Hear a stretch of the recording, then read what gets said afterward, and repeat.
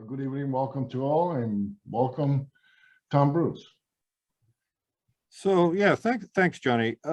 This is going to be in two parts. The first part is a lot of blather about art and how it is that I stumbled into some of these techniques. And the second part is really going to say something practical about things you can do for your own shows and some of the ways to do them. It's not going to be a detailed tutorial for OBS or for the ATEM switcher that I use. There are plenty of those around, particularly on YouTube. And there's a partial list actually that's at the end of that document that is linked from the chat box of the better ones that I've been able to find. They are done by people who know far more about streaming video than I ever will, and far more about OBS and far more about the ATEM, and I recommend them to you. Just for purposes of reference, let's start with a brief excerpt from a show that Charles Schreiner and I did last December. It's overlong for my purposes here, and so I'm going to skip around in it a bit just to be sure that you see the interesting parts. It should run for about 3 minutes or so. Let me see if I can actually share my screen and make this thing available to you. Okay, good. Oh, it would help if I was hitting the right thing. There we go. Now you should be seeing some video.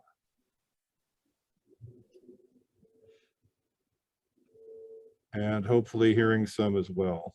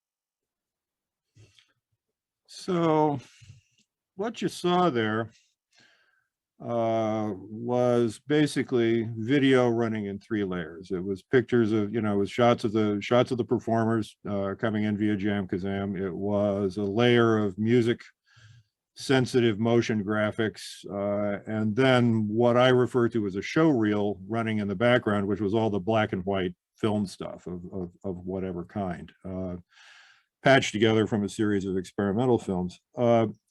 But really what I want to talk about first is how I got to that, because it's interesting. I sort of felt like I had blundered into that particular set of techniques, but the reality was that it was based on stuff I'd been doing since sometime in the early 70s.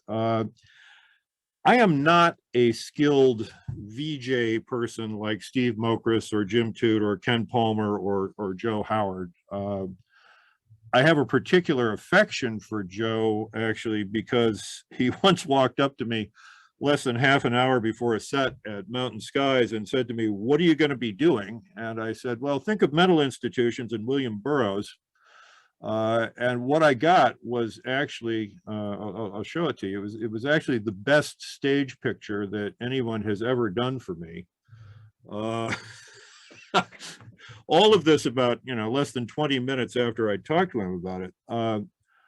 I am just not capable of doing anything that cool on that kind of short notice. So, like everybody else, the pandemic sort of threw me back on my own resources, and I had to figure out how to do some things that I thought would be interesting, and interesting in a particular way that would enhance rather than distract from the kind of horrible noises that I was making.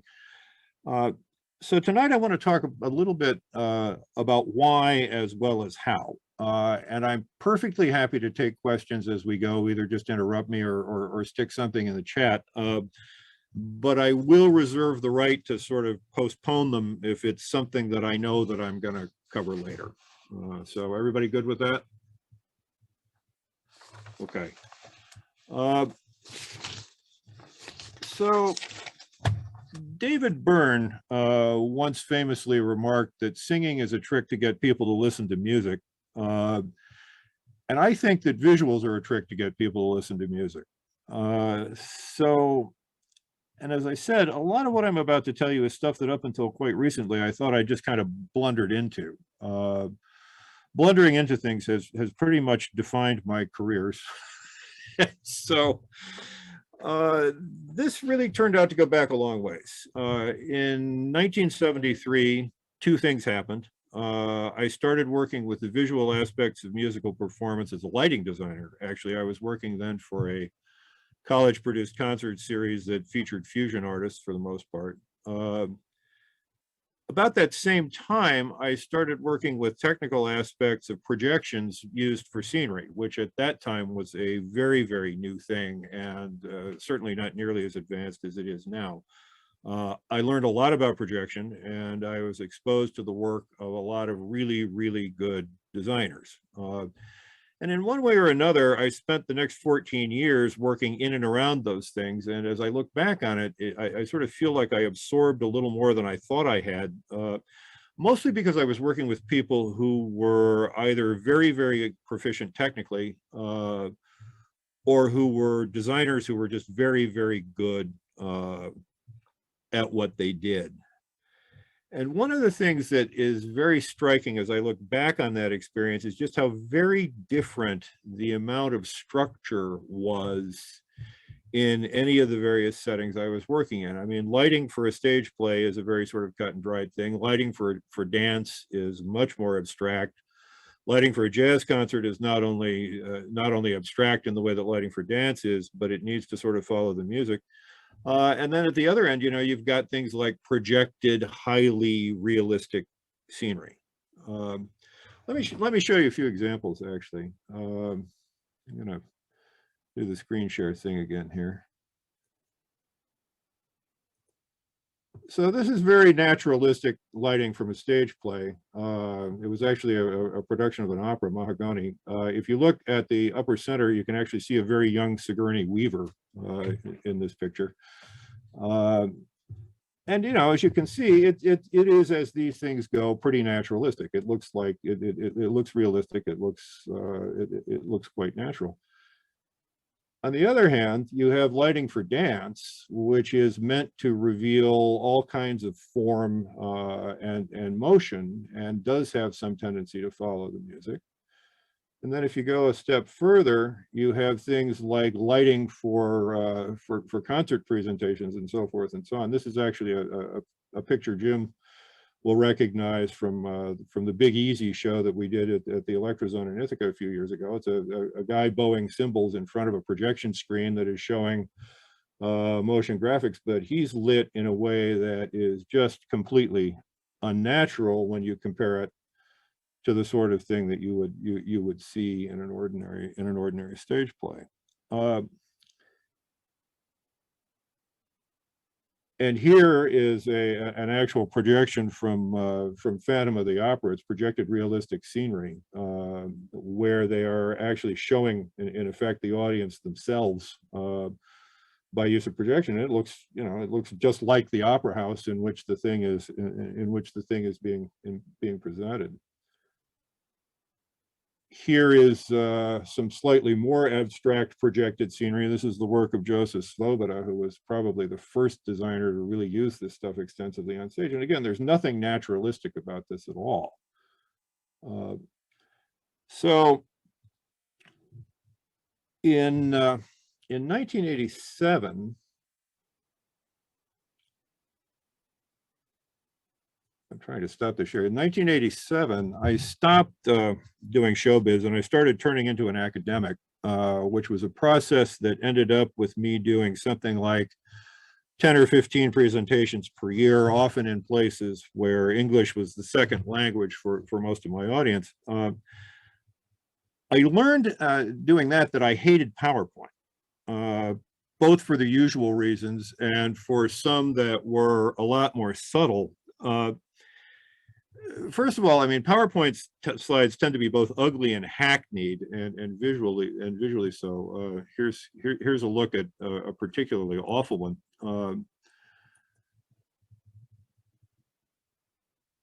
If you get a chance to look at this, I strongly recommend it to you. It is the PowerPoint version of the Gettysburg Address. You can Google it and find it online, and as you can see, there is a review of key objectives and critical success factors, including what makes the nation unique, a shared vision, and so forth and so on. This in one slide is the essence of pretty much everything that I hate about PowerPoint visually. But there's actually something else to hate about it beyond that, which is that the slides tend to actually distract from what the speaker is saying, even though, and especially because, they often repeat exactly what the speaker is saying. The audience is sitting there jotting down everything that the speaker is, jotting down everything that is on the slide, rather than paying much attention to what the speaker is actually saying, not really listening to the speaker. And I really came to believe over time that more often than not, the PowerPoint slides that people were using were really detracting from, rather than enhancing, what it was that they were saying. So what I ended up doing, he said, dropping his notes on the floor, what I ended up doing was actually deciding that PowerPoint slides should be a little different from that. I started doing slides that were really just suggestive of something that I might be talking about, and leaving it to the audience to sort of make the connection. This is a slide that I actually used at one point when I was talking about huge traffic numbers on a website. This one speaks for itself. You know, in general, these are just sort of abstract things that get the audience thinking a little bit, and really listening to you, because they're trying to make a connection between what it is that you're saying and what the hell this thing is on the screen. They're little puzzles. And in that way, they draw much more attention than you would get otherwise. All right, we're gonna jump back out of that. So that was really the way in which I learned that visuals were a trick to get people to listen to you, and to get people to listen to music in particular.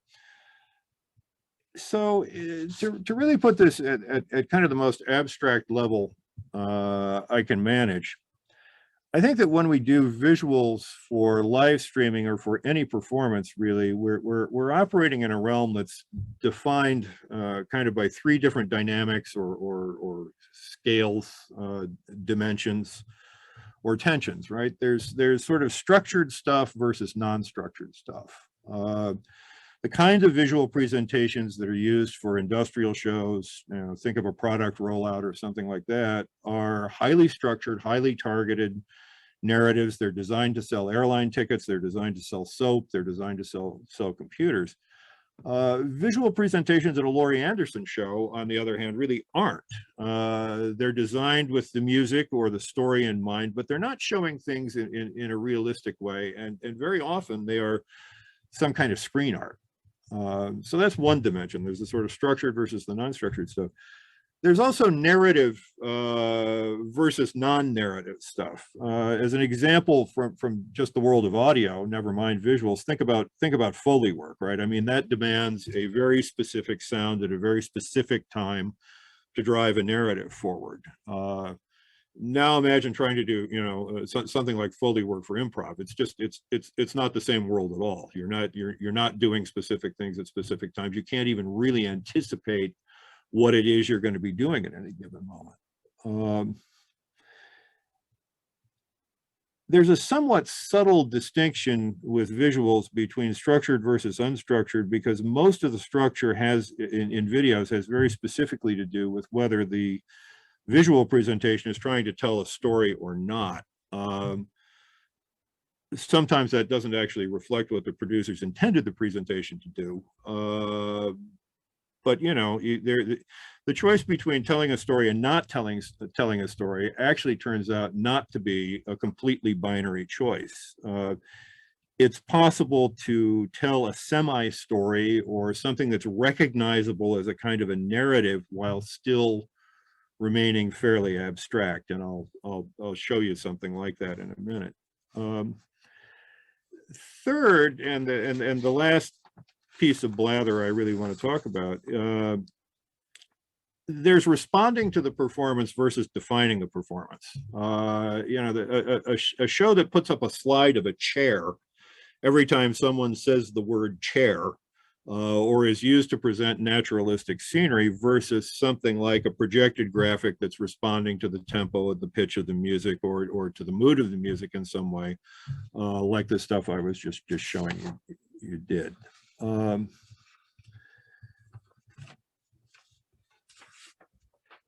One of the things I got fascinated by, as I said a minute ago, is this idea of video that is sort of plotless, and yet looks like it's a narrative of some kind. Here's an example.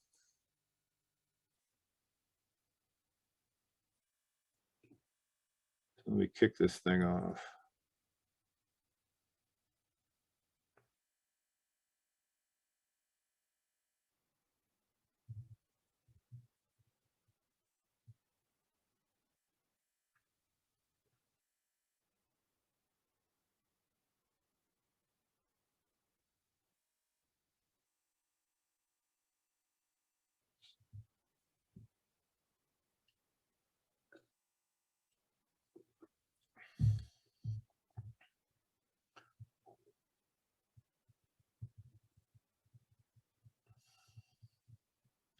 This really looks like it's kind of trying to tell a story of some kind, or maybe a lot of stories, one for sort of each pair of characters that's floating by, and yet you don't really have much of a sense for what that story is, or what it might be. And more to the point, it doesn't really give you anything to fasten on that would create an expectation for what is going to happen next, other than that the video is going to continue to move upwards and show you people. So this is the kind of thing I'm talking about when I'm talking about something that is kind of a piece of plotless video that nevertheless suggests that some kind of a story is being told, some kind of movement is happening. I'll stop that now.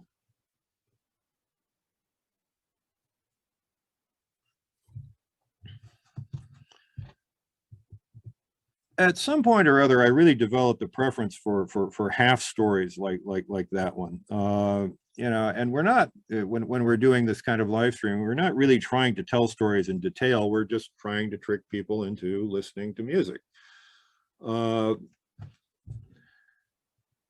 I can't really sketch a process by which I turn those kinds of ideas or vague intentions into something that you could actually realize and throw into a live stream. Although I will point to one thing that happened that actually Jim is quite familiar with. A couple of years ago, we did a show for the Cosmic Crossing series, and somebody, I don't remember if it was Ken or Mike, sent us a video recording of the show that actually superimposed 2 or 3 different camera views of what was going on. And I didn't quite know what to make of that at first. Jim thought it was cool because he's a visual artist.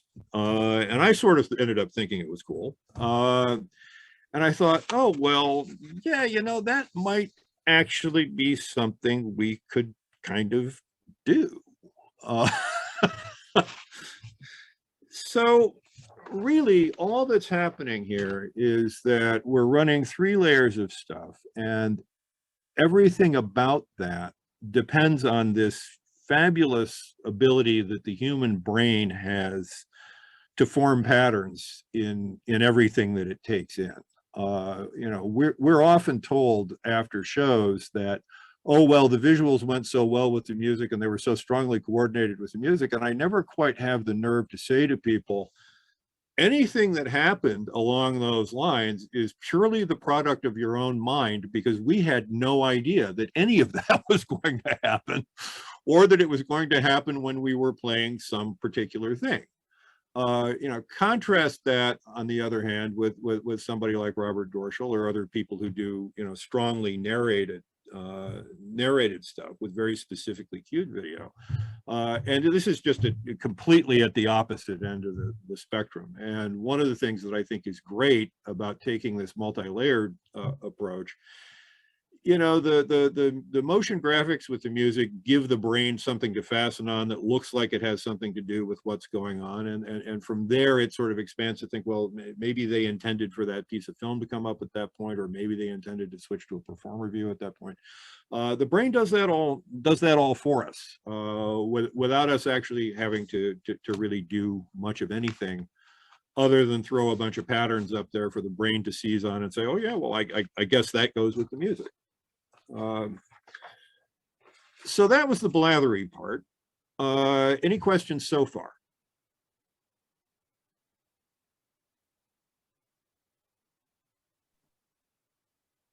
Anyone? Guess not. Please continue. Okay, I will do so. So first of all, there are at least a few people in this thing that know a bit more than I do about OBS, and there are certainly any number of tutorials out there that will teach it to you. Take a look at the document that's linked out of the chat. I'm going to be following that quite closely now. Let's talk first about what the components are in this kind of a live stream. Of course, there's audio. Right? I mean, and if the players are present in person with each other, there's going to be some arrangement that combines the players' stereo feeds into a single stereo source for the streamcast, which is to say, you know, a mixer of some kind. With JamKazam, things are a little different, because one performer, the one who is feeding the live stream from his JamKazam instance, is really the shot caller. He's the one who's going to be responsible for sound check and audio balance and all that sort of thing, because he's the last stop before the stream goes out the door. With JamKazam, it is often the case that you have to split the audio feed that's coming in via JamKazam to feed to different machines that are doing different things. I actually use a 3-machine setup for this. I've discovered in the process of developing this workshop that I don't actually have to do that. So you have an audio feed that's coming in via JamKazam. It's feeding the machine doing motion graphics. It's feeding the machine that's actually doing the encoding for the live stream. Then there are performer video sources, right? Cameras on the performers. In the case of a group that's performing in person, that'll be one or more cameras aimed at one or more players. In the case of JamKazam, the safe option is to use one camera per performer in a layer that you set up in a layout that you actually set up in JamKazam. Option B is the unsafe option. JamKazam offers a lot of different configuration and presentation possibilities when you have multiple performers and cameras, and there's camera control within JamKazam that lets you, put them up in different arrangements and so forth and so on. None of those are automated, and it doesn't have any real switching capabilities to move between them. You just put something up in a kind of tiled layout like what we're looking at in Zoom now. But in general, using JamKazam with multiple cameras per player is buggy and dangerous. I don't know what it is about their video code, but Charles and I have long since discovered that if you attempt to do fancy layouts, or if you attempt to move video windows, you will very often crash the entire program. It's just buggy.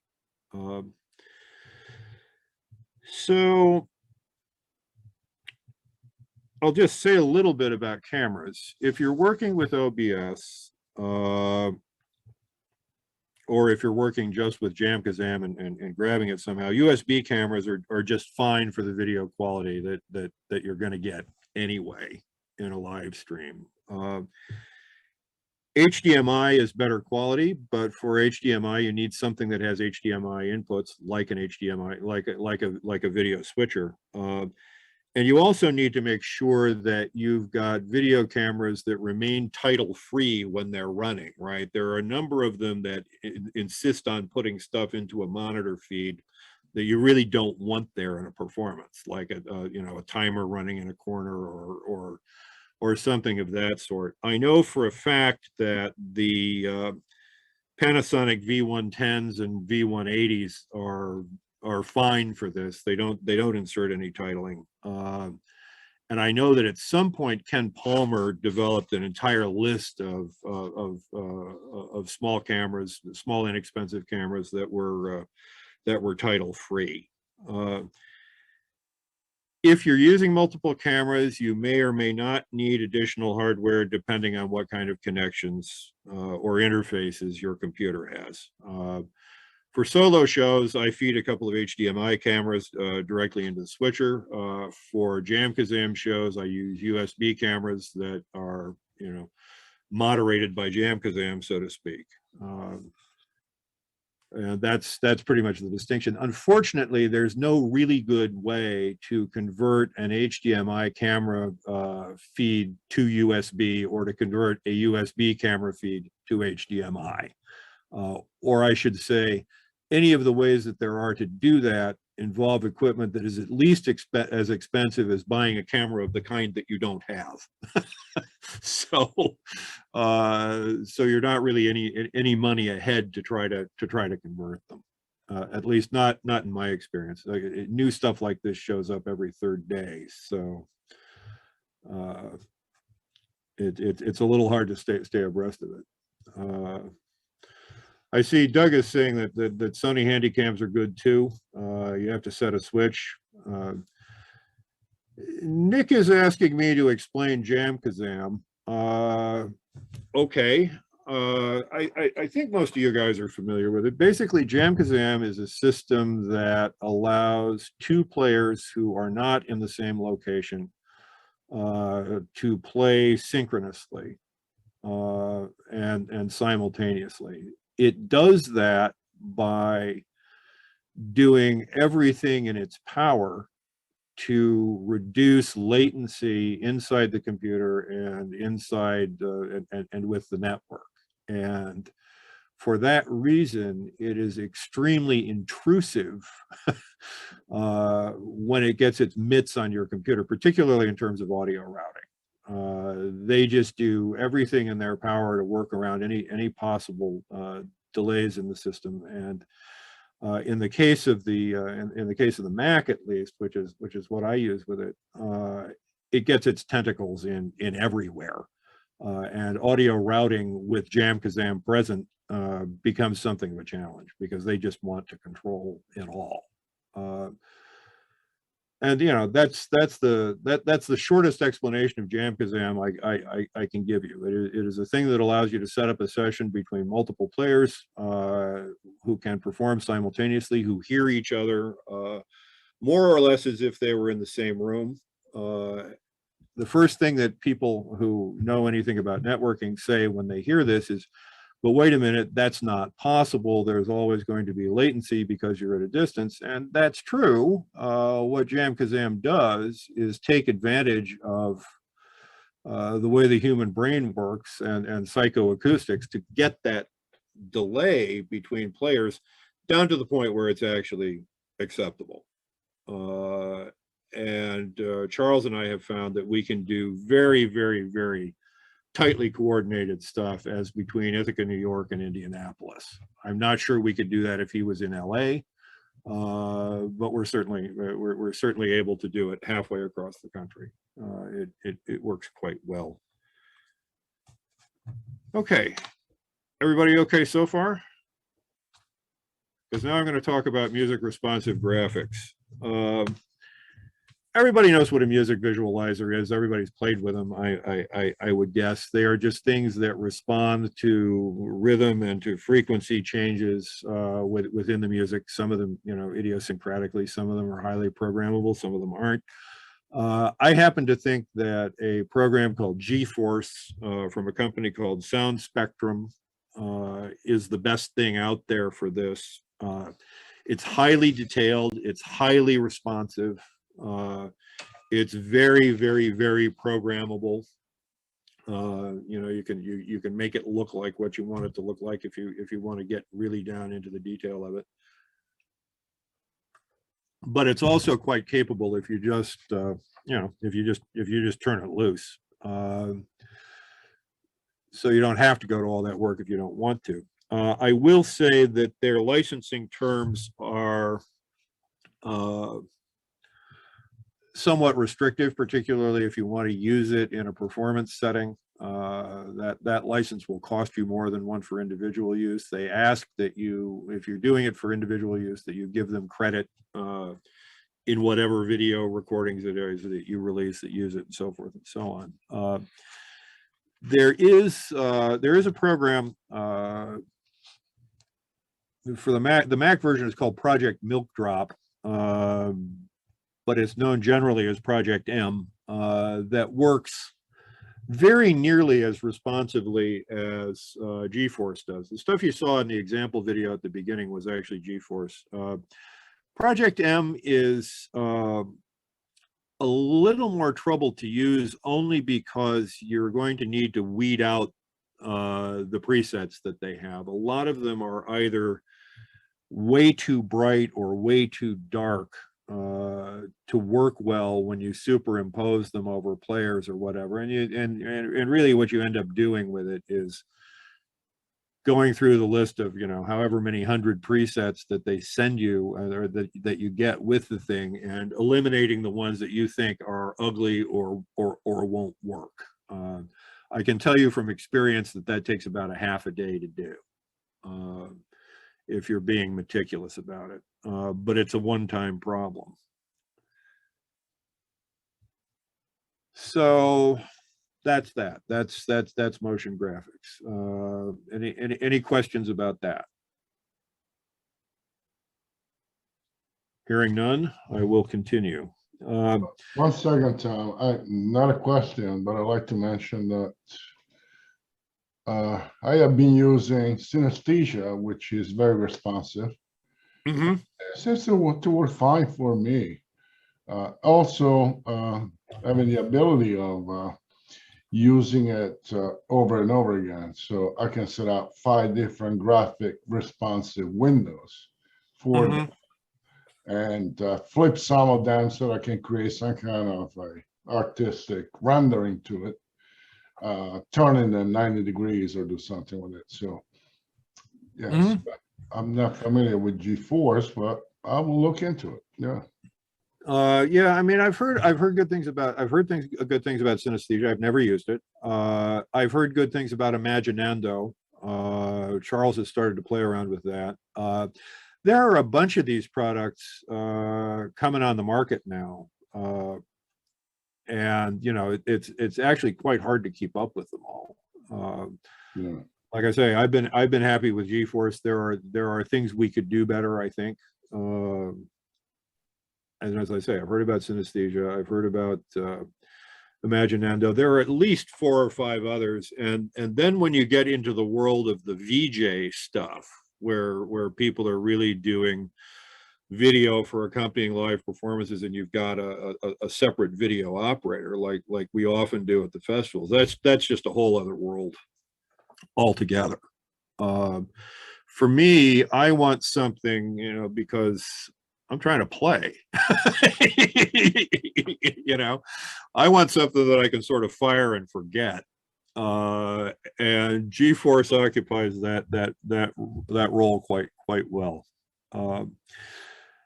I keep referring to something I call a show reel. That's really just my term for the black and white video that's running in the background.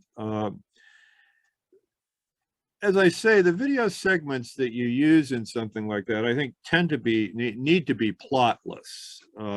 You don't want the audience sitting there kind of waiting for something to happen because the space guys are storming the fortress, and then they get disappointed when you don't ever see them, get there. Narrative is tricky. They do provide, as I say, that kind of half narrative, like the necrology video I was showing, and I do them all in black and white for the simple reason that the color performer images and motion graphics look a lot better superimposed over something that isn't in color itself, right? So if we had GeForce running over, some Technicolor movie, it would just be horrendously confusing visually. And so I drop them all black and white, whether they started that way or not. Or in some cases, I mean, I've used stuff that's very neutral in tone, but really always very, very close to grayscale, because otherwise it would just be a frickin' visual disaster. Finally, the last component, but not least, I have it here in my notes under the heading assorted image trash. I really believe in the use of starting and ending cards for live streams. Certainly at the beginning, they are a courtesy to the audience. They say, you're in the right place, your viewing setup is working, you know, and if your Chromecasting setup is as flaky as mine is, I think Chromecast is inherently flaky. I always need about 6 tries to get something thrown up onto my home theater system off the laptop. And it's nice to have something sitting there that gives me a chance to do that 5 minutes or so before people actually start to play. You know, so I like I say, I think they're a courtesy to the audience at the beginning. At the end, they're a way to advertise other stuff. You know, you can put the name of your website there, you can put the address of your website there, you can say things about recordings, you can say things about other shows. So I just think they're immensely useful and well worth the time that it takes to cook them up in GIMP or whatever image editor you happen to like. Finally, the other thing that you probably saw going in and out in the example video was titling, just saying, you know, what the name of the band is and so forth and so on. And that stuff comes and goes at intervals, kind of arbitrarily. So that's, you know, the high level view of all of the components that go into the multi-layered system. The next thing that you'll see in those notes is a look at how all of those things can actually be done either on the ATEM or on OBS. I spent an awful lot of the last week trying to get OBS to do all of the same stuff that I'm able to do with the ATEM, and I'm happy to say that I mostly succeeded. The only thing that didn't work as well was video superimposition, because you don't yet have really good control of that in OBS. You can adjust the chroma, you can adjust the opacity so that you can superimpose stuff, but unfortunately it's set and forget. So if you get images at different levels of brightness happening with each other, the blending is going to come and go. Jeremy tells me that it's actually, they're working on something that will actually be a much better blender for it. And that would certainly be very welcome, because right now it's a little bit crude. It's a little bit crude. But look, I mean, we can walk through all of this if you like.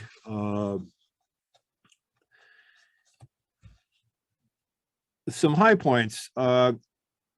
I'm not going to actually talk much about the ATEM because it really has sort of separate inputs and separate functions for anything you want to do. It's a video switcher. It has a media pool in it that allows you to do still images. It takes HDMI inputs, 4 of them, and will switch back and forth between them. It does picture-in-picture stuff. All of those things that a small, inexpensive video switcher, you know, that you'd really like it to do. And best of all, it is completely programmable via macros. So you can automate the whole thing. And for those who speak it, there's a huge advantage in that the macro language is in XML. So that if you're familiar with XML editors, it's very, very easy to do. There are good tutorials for it. And basically, I love the thing. But as I say, what I spent the last week doing was seeing if I could get everything that I was trying to do with the multi-layered stuff to run on the same machine under OBS. I can tell you that the experiment was successful on a Mac Mini with an M1 chip in it. It runs at about 50% CPU load with that. I have no idea how that would translate to trying to run on any other kind of machine other than that on a, vintage 2017 Mac Mini. It would be hopeless. I have no idea how it would work under Windows. And I suspect it would probably be okay on a fairly hefty Linux machine, but I haven't tried it. So the only real huge problem with OBS is if you're trying to work with JamKazam, because then you do have some audio routing issues that you need to do something about, and then there are only two ways that you can do it. I'm now looking at the top set of boxes in my chart there. You can either use a program called Loopback, which is made by Rogue Amoeba, the same people who make Audio Hijack, and use that to do a connection in software that will take care of the routing problem. Loopback is expensive. It's $100. Which is relatively expensive as this kind of software goes. I have found that it is the only thing that does audio rerouting in the Mac that will work. Black Hole does not. Soundflower does not. IU does not. It really is the only thing that will do it. But on the other hand, if your audio interface has some analog outputs on the return side, as a Zoom U44 does, you could also take a $30 analog to USB interface from Behringer and feed it back in through a USB port as a separate audio source coming off the interface on the way out. I discovered that trick too. I don't know if that makes any sense to you, but I could show you the connections and it will work.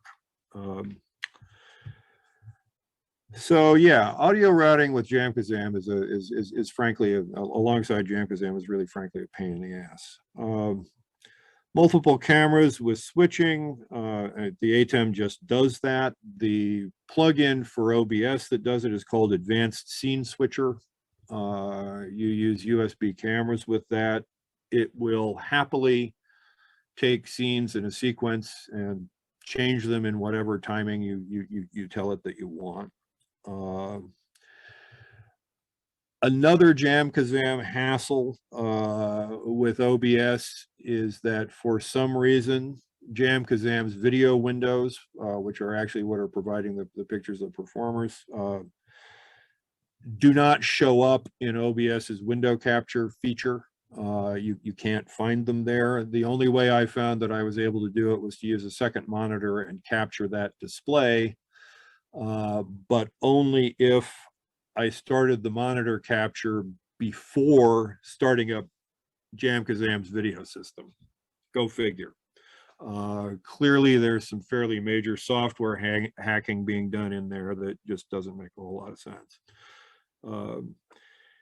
Either GeForce or Project M, or I imagine any of the things that others have talked about, can be run in a window on the OBS machine and captured that way. Titling, again, OBS just does that natively. Show cards at start and end, you just do an OBS scene that captures a still image and you leave it out of the advanced scene switcher rotation, because you're going to want to go out of it and go into it manually. And the showreel stuff, I mean, I use a little cheap HDMI video player to feed it into the ATEM switcher. It's an AGP Tech thing that cost about $35, I think. Under OBS, you can do it with you can play it in VLC or anything else that will play a video and capture that window. Again, the problem with OBS is that the opacity controls for blending scenes is not a great way to do it, but it's close enough, and it works fine for our purposes. It'll be nice when it's better, but it's adequate now. That was a very fast lope through that stuff. Any questions so far? No question, but I would like to juice out a little more on the show reel motion video that you discussed with OBS. In my experience, I've used that as a inserting a I forgot what it's called now, but it's a media source file, right? Yes. Okay. Yes. So as a media source, I can also have that video already pre-recorded, and then also bring it into a window, right? So that will work that way. And again, you know, the only tool that we have is the opacity. Again, the opacity that is going to send it more toward the background or bring it toward the foreground.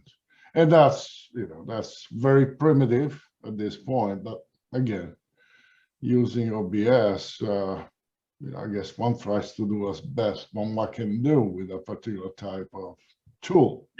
Yeah, exactly. You know, I had forgotten that it has the media player. You're right, and I was using that. The place where I the place where I ended up getting myself in trouble with it, and it's just a dumb thing to look out for. There's a setting on it that will re-trigger the video from the beginning every time the scene switcher hits it. That's right. Yes. Which is not what I want. Right. Right. So I had to defeat that. So from that table type chart, I really went on just to make a list of things that you need to make in order to do the 3-layer approach, and they're pretty obvious, right? I mean, you need to make some show cards, you need to make some titling graphics. In the case of the ATEM, you need to do a bunch of macros. You need to do a bunch of macro writing, but fortunately, that's a one-time effort. Once you've got those, you can use them basically forever. For OBS, you need to put together a bunch of scenes and string them into some kind of sequence in the advanced scene switcher, and you need to make a show reel. Show cards are straightforward. You can do them in your favorite graphics software. I use something called GIMP because I use Linux mostly. You might find it advantageous to use a particular canvas size to match the size of the video frame. And neither ATEM or the OBS really care about that because you can resize stuff easily enough in those windows.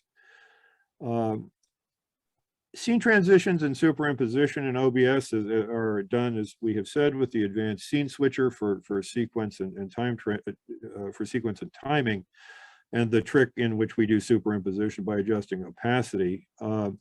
I have there a lengthy list of scenes that you would need to build. Something with a performer camera, something with a performer camera plus the band name or whatever titling you want, something for music responsive motion graphics, music responsive motion graphics with the title, show reel with the title, supering of the performers and motion graphics, supering of the show reel and motion graphics, supering of the show reel and performers, and then scenes for the start and end cards. That's really it, and that's everything that you saw in that example video that I did at the beginning, or anything that you've ever seen in any of the shows. You know, timing on this is interesting. The timing of those scenes can be anything you want. And really the only way to be sure of what you want is to try a bunch of stuff and look at it and see what seems to you to work best. I find that 2 or 3 minutes is the most time that I want to spend in any particular state you know, with either just performers or performers plus motion graphics, or just the show reel, or what have you. But it depends a little bit on the material and on the images that you're using. And I would suggest starting with all the timings at about 2 minutes, and then just spending a bunch of time watching the whole thing running and deciding what you'd like to adjust. You know, when I first started doing this, I had the timing set so that I really wasn't, I didn't have the feeling that I was really seeing enough of the performers. So I altered things so that they would come up a little more often, and so forth and so on. But it's really a matter of taste. The other thing you want to do is provide as much variety in the timings as you can. So, for example, the motion graphics visualizer, the music visualizer, is going to be changing between presets. You definitely want to set the interval at which it's changing to something that is not a multiple of the other changes that are taking place, so that you get interaction, you get as much variety as possible. You don't want all this stuff moving in lockstep, if you can possibly avoid it. And again, the only way to really set that up is to set it all up, run it, see what you like, tweak it, run it, tweak it, run it, tweak it, et cetera, et cetera. And, you know, after a while, you're going to get a pretty good sense for what it is that actually works. I mean, I still get fooled occasionally, but I've developed a pretty good sense of it over the last year or so, and I think you probably will too. Let's talk about that show reel. I use YouTube and the Internet Archive as my primary sources for video to use in the show reels. I find it better, as I've said, to use videos that are plotless and that either are or can be converted to black and white. Again, I use black and white because I think the motion graphics look better that way, running over the show reel, and having both in color would look really, really confusing. Plus, a lot of the stuff I use is experimental film stuff from the 50s and 60s that's in black and white anyway. For grabbing video from the web, I use a command line tool called YouTube-DL. You can download a single video, or you can download a playlist. It also works with stuff from Twitch. It's very, very fast. Two other good tools for working with that stuff are Lossless Cut and Ffmpeg. Lossless Cut does exactly what it says. It's a tool for chopping up video into chunks. That's all it does. That's all it's good for, but it's really, really good at that, and it's very, very, very easy to use. So if, for example, I need to trim the titles off at the beginning of some experimental film or whatever, I mean, that's the tool I reach for, because it's just really, really simple to do it. And it runs on basically any platform. I think there are Windows, Mac, and Linux versions of it. Ffmpeg is a little deeper, but it is a truly amazing piece of work.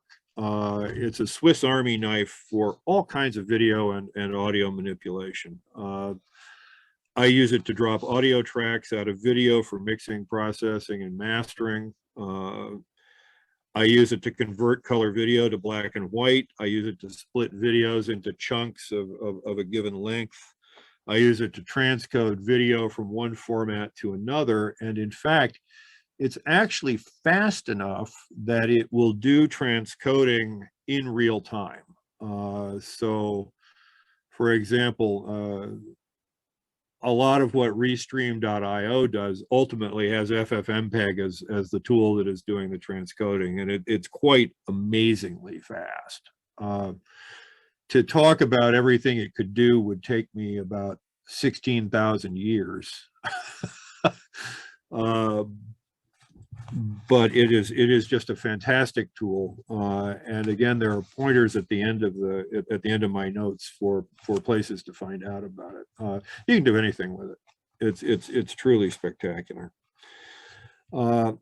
I took a recommendation from Al Baldwin, and I use a program called Wondershare Filmora as my primary video editor. It's simple. It's very fast and very, very, very efficient to use. I like it a lot. It's quite a good and quite a capable video editor that doesn't really bury you in all kinds of I don't know, interface problems and technical considerations and so forth and so on. So that is the end of anything that I had planned to say. What else should I be saying? Tom, do you want to talk about the restream issue that you sometimes come up with about using, Jam-Kazam and restream together? The issue there is not with using Jam-Kazam and Restream together. The issue there is with Restream. Okay. Restream's free service is somewhat sacrificial in the sense that they definitely give preference to the traffic from the paying customers. And all of this stuff, of course, is affected by what you might call internet weather. If you're trying to stream a show at the same time that every gamer on the planet is showing off for each other on a Saturday night, particularly if they're doing it via Restream, you're going to have problems because various pieces of the network or various pieces of Restream's infrastructure are going to basically be saturated. And that's just how it happens. There's only so much bandwidth, and you really can run out. This is why very often we get buffering at certain times of day, and you'll find that that streaming rates are very, very different at different times of day. It's not a Jam-Kazam specific thing at all. It applies to anything that's flying over the network now. It's possible that Jam-Kazam in some ways amplifies the problem because you've got, two people working point to point and then going to a third point with the stream, but it's not inherent to Jam-Kazam. Okay. I do have a question in regards to Jam-Kazam and OBS. How is it? So within this computer that you use it, or does it go in as a plug-in, or how does it work? Jam-Kazam functions as an application in its own right. So you run it, and depending on what platform you're on, I run it on a Mac. It creates more or fewer audio routing issues for you because, again, with something like that is designed to allow two players to work in synchronization over long distances, the primary aim of the people who program that stuff is to cut any latency within the software, any slowdown within the software to the absolute bare minimum that they possibly can. And in order to do that, Jam-Kazam gets its tentacles into a lot of places that in some ways you would really rather not have it if you want to take that audio and reroute it to something else, like, say, OBS. So in that respect, it creates a problem for streaming a Jam-Kazam performance between two people to a third outlet, so to speak. And for that, you need, for doing the audio routing on the Mac, you need either a program called Loopback or a hardware hack to get around it. Is that making more sense now? Yeah, I can understand that. It's just the audio issue, basically, right? That's the problem, that syncing it together. Yeah, I mean, we've encountered relatively few timing issues between players working in Jam-Kazam, surprisingly few, in fact. At various times, Charles and I have played with the sort of limits of synchronization that we can do. And you know, if you can count, you can get it right. I see. Must be tough to mesh or to jam together with that, right? Or it's actually, at the same time. Actually not, unless you're trying to hit the exact same bar lines. It's actually not as difficult as you would think. I mean, we're typically able to do sequenced stuff that sounds like it's running in the same place. Wow. Yeah, it's Coordination. impressive. It's impressive. It's impressive. Yes. What about Zoom? What about using something like Zoom right now? Like, since you have all of us on here, is there any way, you know, Karl could pick up his guitar, you can go behind your synths and using Zoom as a method? I don't have much of a sense for how Zoom would deal with synchronization. It would be an interesting experiment.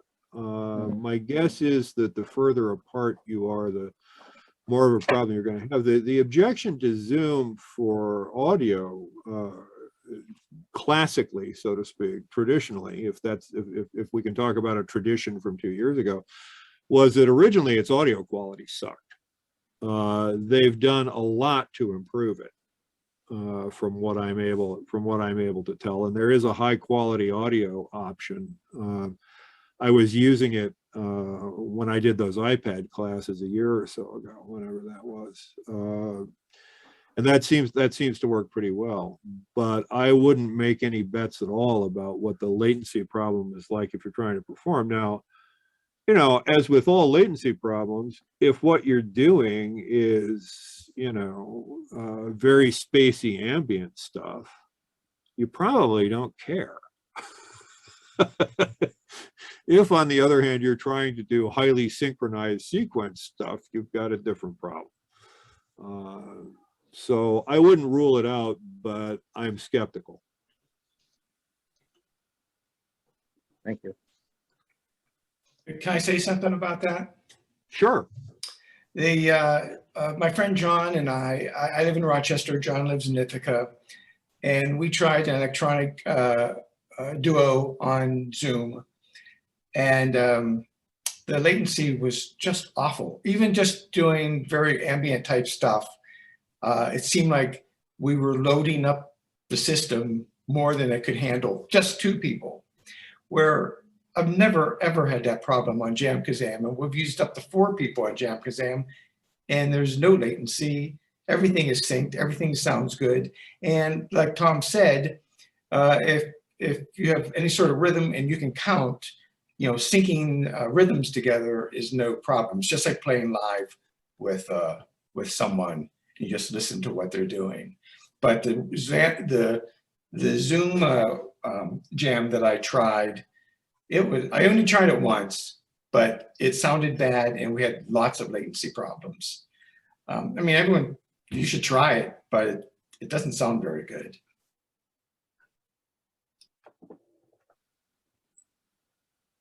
Other questions? Yes, I have a couple. Going back to the ATEM, which one do you use? Which model? I'm using the ATEM Mini Pro. Okay, is that the one that you can stream directly? Yes. From? Yes, Okay. it has a streaming encoder in it. There is a disadvantage to that that went completely undetected by me until recently. So about a month or so ago, Charles and I did our first show via Bandcamp's streaming option. Bandcamp and Twitch prioritize traffic differently. Twitch, because it's primarily an audience of gamers, really emphasizes the speed of video and so forth and so on. The audio quality is not as high. Bandcamp is quite the opposite. The audio quality on Bandcamp is much higher, but the video looks a bit smeary and it's not great at taking high streaming rates. Now, what's that got to do with the ATEM? What it has to do with the ATEM is that the ATEM has only one video encoder in it that is feeding both its recording capability and the stream.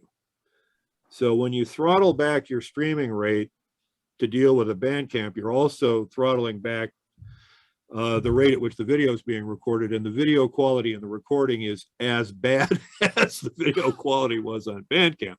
And we ended up not being thrilled about that because it really was, it wasn't terrible, but it was kind of smeary, and we weren't particularly happy about it. I think what we're going to do in the future is actually run it through a relay so that the ATEM is feeding at the maximum possible rate, and then the relay is throttling down to send it on to Bandcamp, which is, it's geeky, but it will also run on a relatively capable laptop.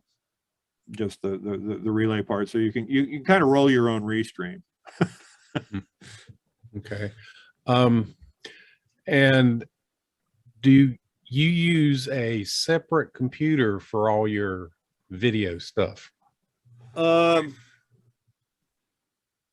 have, but part of the reason that I have is that I ended up owning, for reasons that are obscure, a whole bunch of like 2017 Mac Minis. So what I've been doing is running the motion graphics on one and titling on one Mac Mini and sending that into one ATEM input. I've been running Jamkazam on another Mac Mini and sending that to the ATEM, the video and the audio. And the show reel is just running on this little media player that goes to the ATEM. So yeah, I was using separate sources for all of it. It turns out that I could, if I were of a mind to, I could do it all on one M1 Mac. But the older minis are actually the best bargain in computing right now. Yeah. So you basically you run everything into the ATEM and then into whatever you're running OBS on, and then out to. No, it just runs directly from the ATEM. The ATEM's doing all the streaming. Okay. But if someone like me who doesn't, I've got the basic ATEM or whatever it's called. So I would have to go into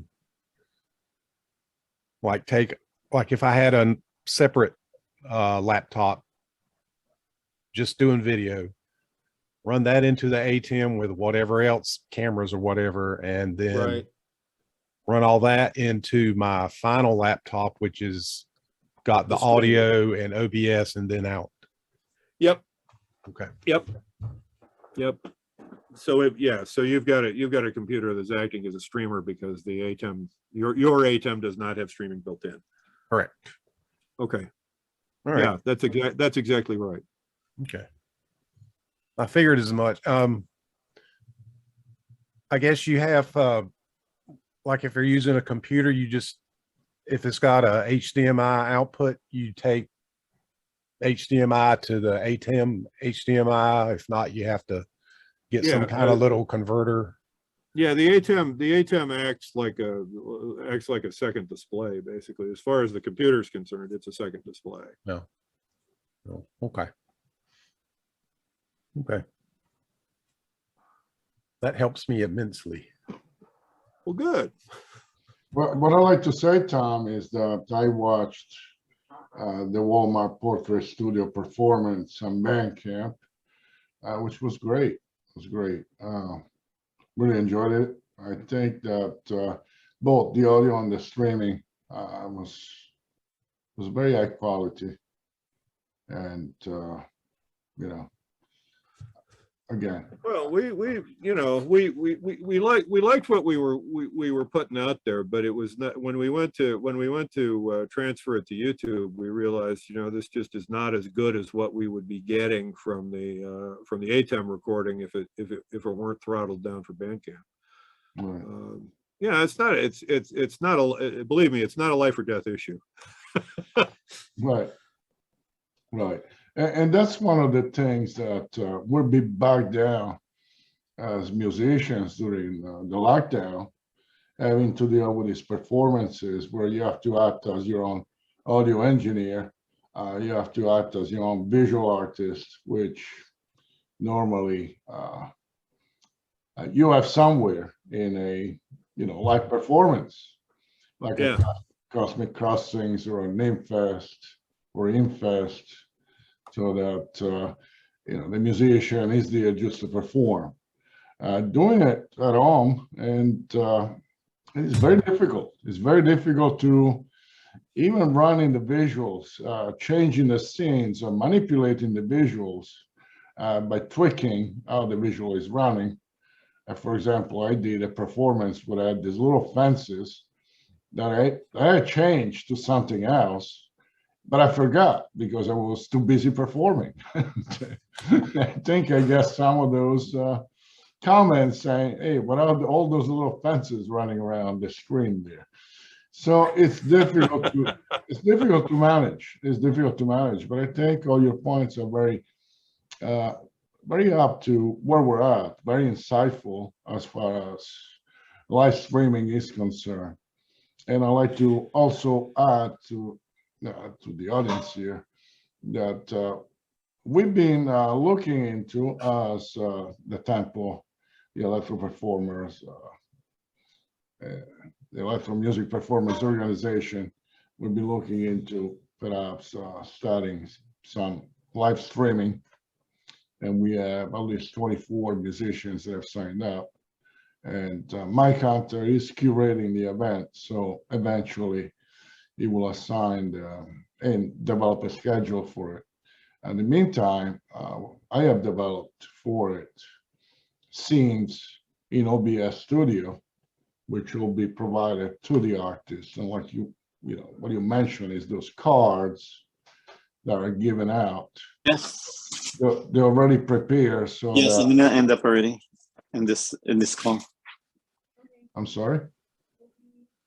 I'm sorry. My daughter asked me for something. She's visiting. Oh, So I'm gonna go already. Thank you very much. It's very good, insightful information that helps me a lot. Oh, Thank you good. so much Thank for you. what your presentations. They're spectacular. thank you for coming. Thank you. Bill. Thanks. Thank you. Appreciate it. Thank you. Yeah, I mean, Johnny, the thing that the thing that I realized very early on was that anything that I did with video was going to have to be fire and forget, because I just don't have that many hands. Right. Right. Right. And or that much concentration if it comes to that.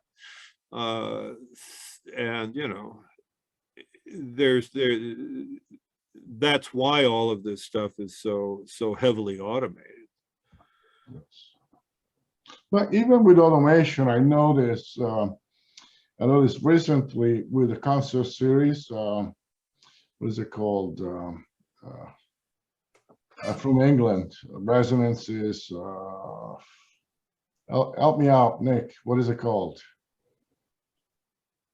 Lockdown live streamers.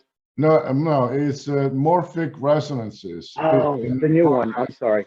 That is going on now. That some of the, well, at least one of the musicians that I saw, he uses again some kind of a timer on OBS, so that two video cameras will switch from one to the second every minute, and it's very disturbing too, because he may be doing something else where the camera is focusing on something else when it switch over.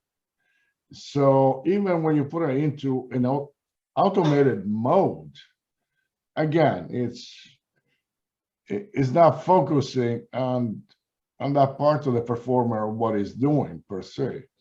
And the lockdown streamers in England, and now with this new console series, morphic resonances, they pretty much don't like any visuals to interfere with the video. So they're pretty much saying, hey, we want to see the performer, forget about all the videos, forget about the reels, forget about anything else, just do a performance without any embellishment to it, which is also, you know, something to do.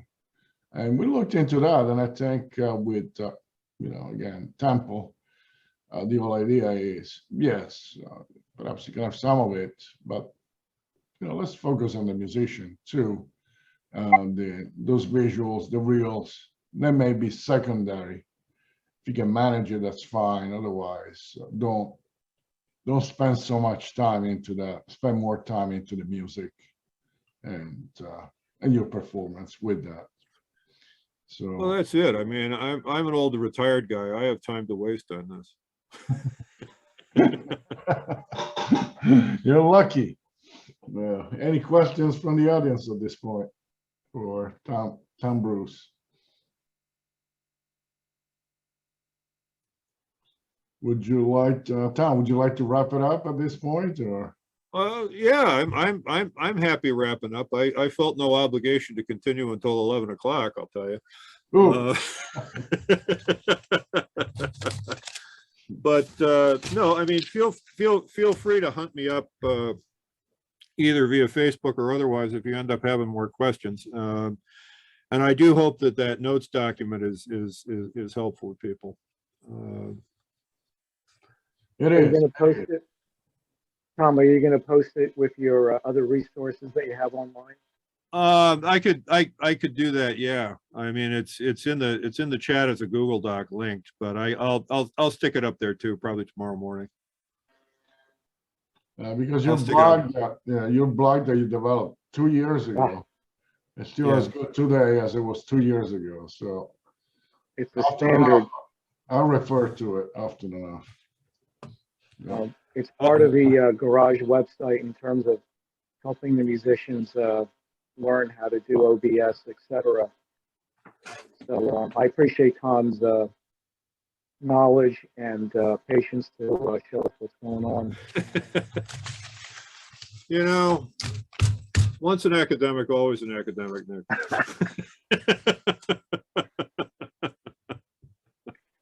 No, but it's great. You know, there's a lot of people who I ask to play, but they're intimidated by the whole thing. And having a resource out and having a community like this out there to help the person is wonderful. There's so many people who know their stuff doing this, which is really great. You know, I'll let the cat out of the bag a little bit. We are in the process of figuring out what we want to do with NEAM this year. We believe we have a set of tentative dates arranged with the Homer Center. We're thinking about making some fairly radical changes in the format, actually, but I'll save those as surprises for later. But it looks like it's going to go ahead, and we are going to put an awful lot of emphasis this year on doing workshops. The question that we've really been asking ourselves is,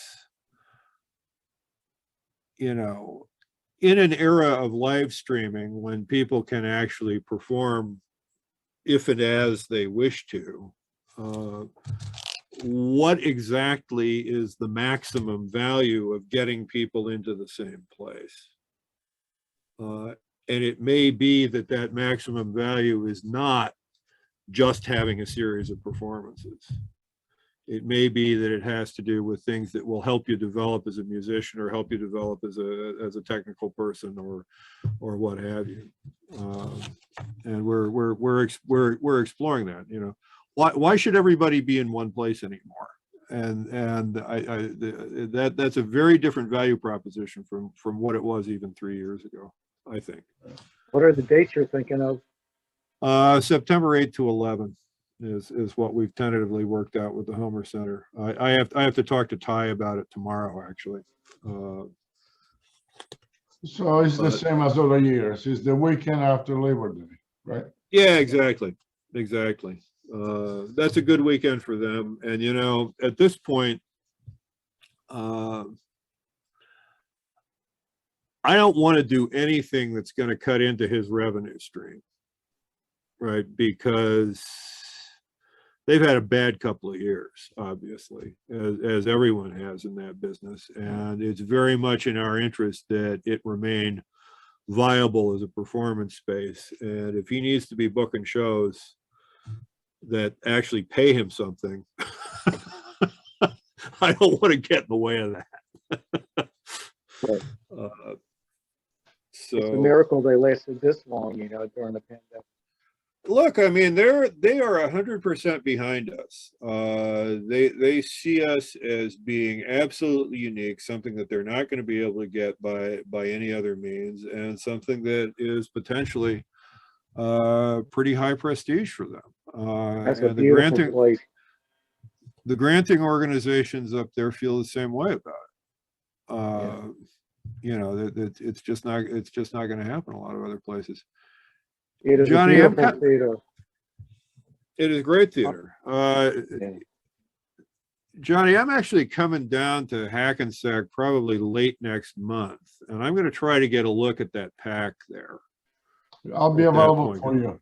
I'll be available Okay. anytime. Okay, yeah, let's talk about it, because I have never actually set foot inside the place, and I want to get a look at it. Sure. Anyway, Right now, yeah, just to let you know, I've been looking into places for outdoor performances. Mhm. And I have two nearby. We have some of the scouts looking into it. And Uh-huh. again, that could be a one-day event. Mhm. You know, They've so- got an outdoor spot as well. They were doing some outdoor theater there last year. I think they did a right. Shakespeare. So that will be my next thing as soon as I get a little breather. Yeah, Get a I hear you. couple projects, right? So yes, we'll be looking into that. But in any case, I thank you very much, Tom, for this presentation tonight. Yeah, thank you. It was very insightful, always very informative, and it's something that we always learn something about your. Thank you very much. I can only try to imagine what. No, All right, thanks everybody. okay. Good I'll night, see you all everyone. Stay later. safe. All Right on. right. Good night, everybody. Bye. Thank you.